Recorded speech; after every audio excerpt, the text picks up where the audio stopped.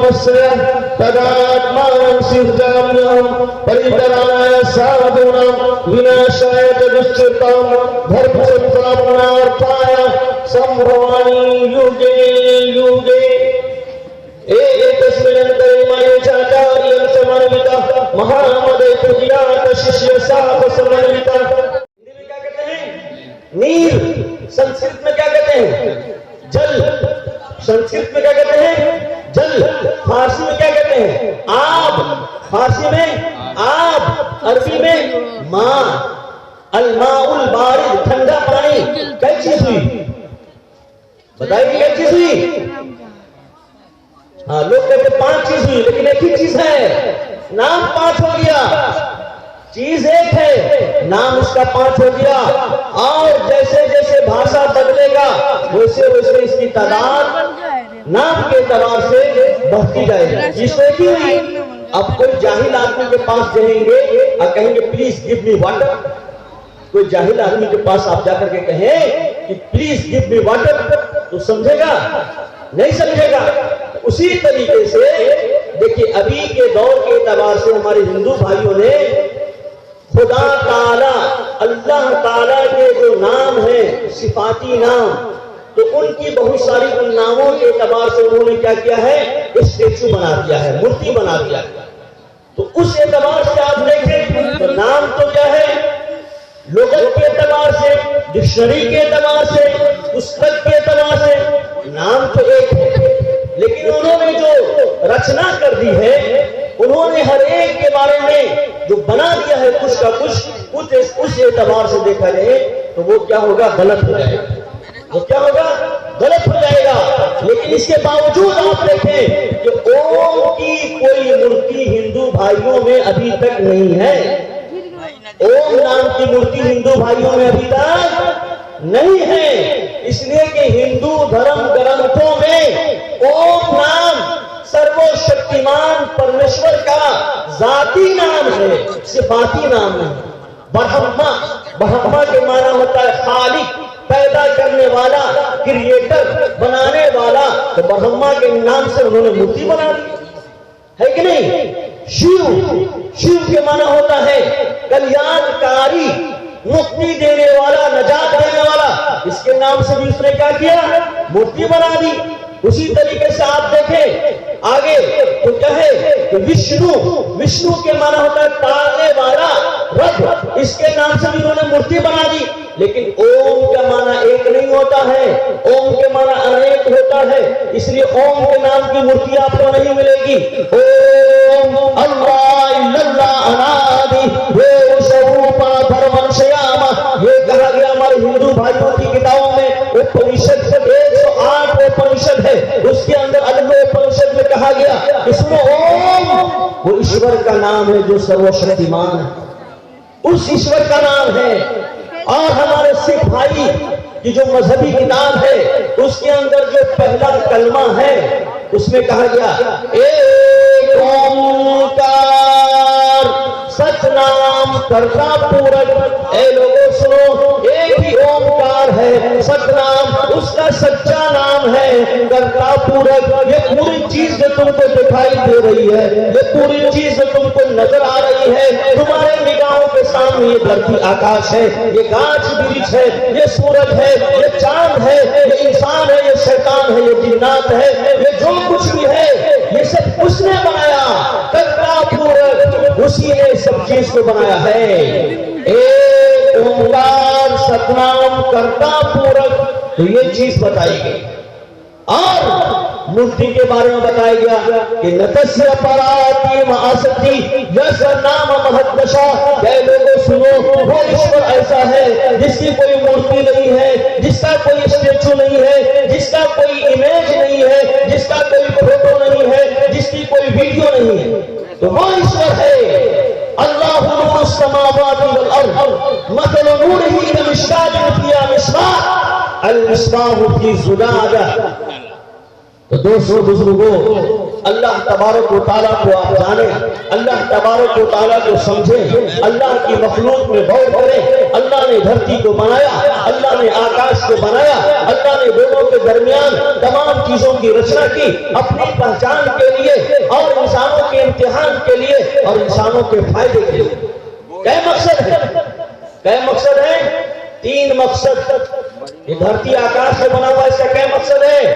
3 مقصد کے معنی ہوتا ہے 3۔ تو گایتری منتر اس کا مطلب ہو گیا کہ 3 مرتبہ گایا جانے والا بھجن، یہ اس کا مطلب ہوا۔ اور اوم جو ہے ایشور کا سرو شریشٹھ نام ہے، تو یہ ہے اوم بھوربھوہ سوہا۔ اس کو سورۃ الحمد بھی کہا جاتا ہے کہ الحمدللہ رب العالمین، یہ تمام تعریفیں اس سرو شکتیمان پرمیشور کے لیے ہے جو سارے جہاں کا پالنہار ہے، پروردگار ہے۔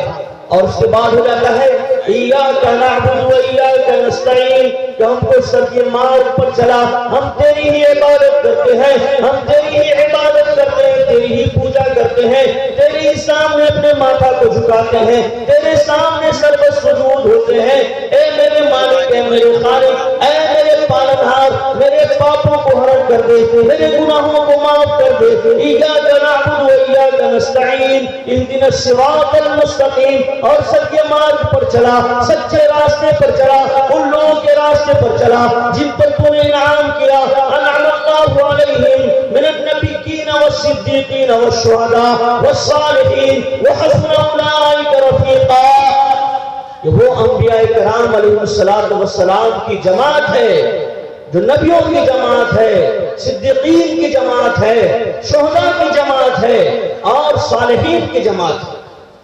اور اسی لفظ پر تو آج کل میڈیا کے اندر آ رہا ہے، لیکن ہمارے دوستوں، بزرگوں، تمام ہندو مسلم بھائیوں، آپ دیکھتے ہوں گے کہ جو لوگ بھی ہلا چلا کرتے ہیں، کوئی بھی کتاب لے کے نہیں آتا ہے کہ کتاب میں اس کا کیا لکھا ہوا ہے اور کتاب میں اس کا کیا معنی لکھی ہوئی ہے۔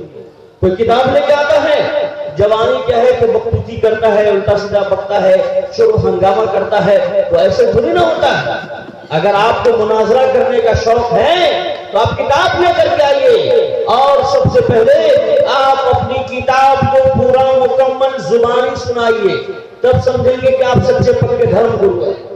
2003 سے برادران وطن سے ملنا جلنا ہو رہا ہے، اور بڑے بڑے گرو سے، مہاراج سے، سب سے جب میں پوچھتا ہوں کہ ہم لوگ اپنے دھرم کی کتاب کو مکمل یاد کرتے ہیں، قرآن کریم کو مکمل یاد کرتے ہیں کہ نہیں یاد کرتے؟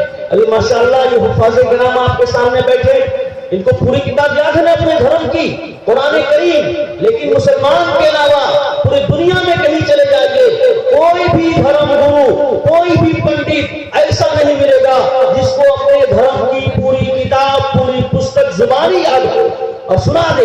تو ڈیبیٹ کرنے آئے اور مناظرہ کرنے آئے، آپ چیلنج کر دیجیے، ٹھیک ہے ہمیں قبول ہے، لیکن ہر ایرے گہرے نتھو کھیرے اور ادھر ادھر والے سے میں مناظرہ نہیں کروں گا۔ سب سے پہلی میری شرط یہ ہوگی کہ ہم اپنے دھرم کی کتاب بسم اللہ الرحمن الرحیم سے شروع کریں گے، من الجنۃ والناس تک سنائیں گے، اور تم کو بھی پوری کتاب سنانی پڑے گی۔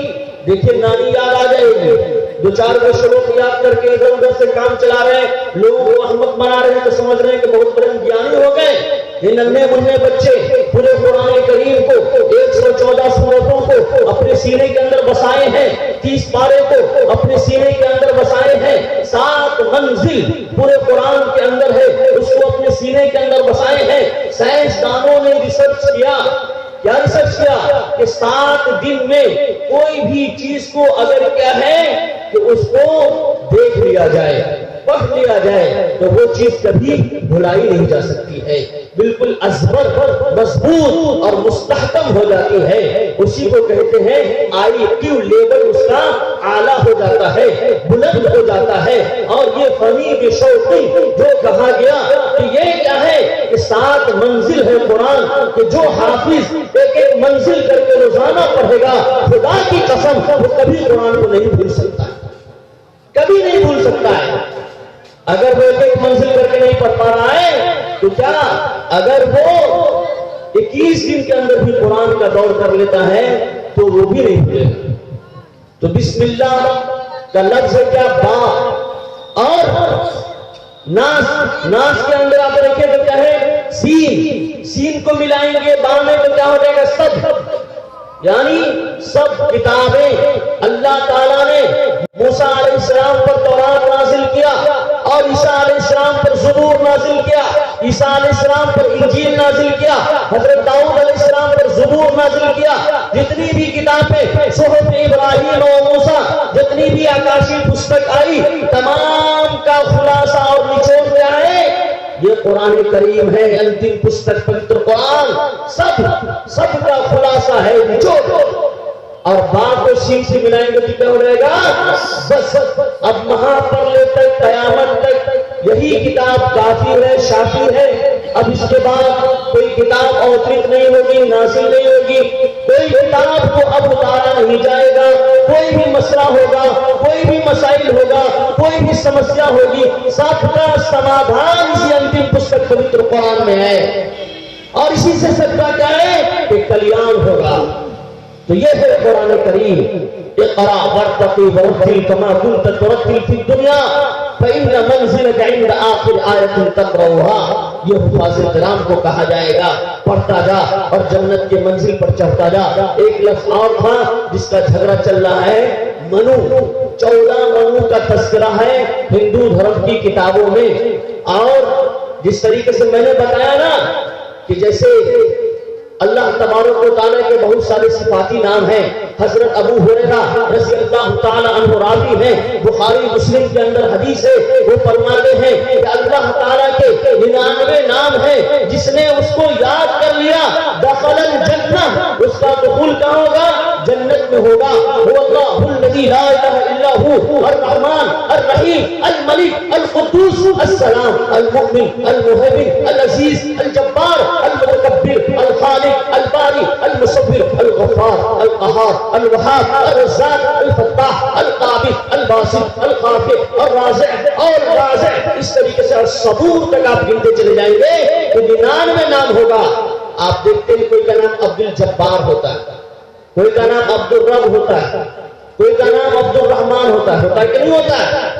اسی طریقے سے کوئی جبار نام کا آدمی کسی کو اوپر ظلم کرنے لگے تو کیا جبار نام غلط ہو جائے گا؟ اسی طریقے سے عبد الوہاب ہے تو وہاب تو پورا نام کرنا چاہیے اللہ تعالیٰ کے نام کے ساتھ ہے تو، لیکن ہوتا ہے کہ شارٹ کٹ کی عادت ہوتی ہے، آدمی وہاب کہنے لگتا ہے، جبار کہنے لگتا ہے۔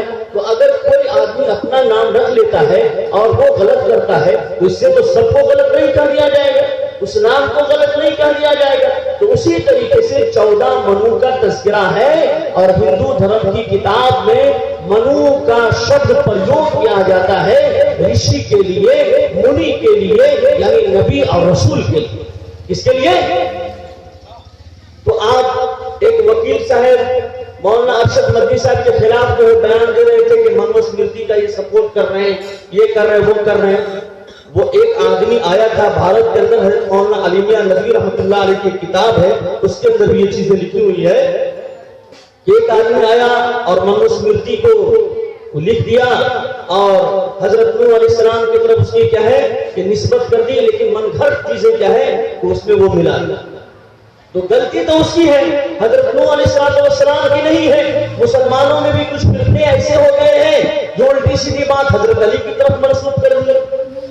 کچھ لوگ ایسے ہیں جو اپنے آپ کو کہتے ہیں کہ ہم فلاں کے ماننے والے ہیں، نبی کے دیوانے ہیں اور آئے ہیں، یہ ہیں وہ ہیں، اور اس کو شریعت سنت سے کوئی مطلب نہیں، بدعات کے اندر، خرافات کے اندر پڑے ہوئے، شرک اور کفر کی نجاست اور غلاظت میں ڈوبے ہوئے۔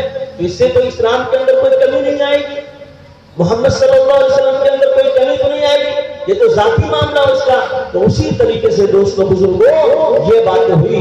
باقی صحیح اور سچی بات یہ ہے کہ حضرت آدم علیہ السلام کو سوئے منو کے نام سے بھوشیہ قرآن کے اندر یاد کیا گیا ہے۔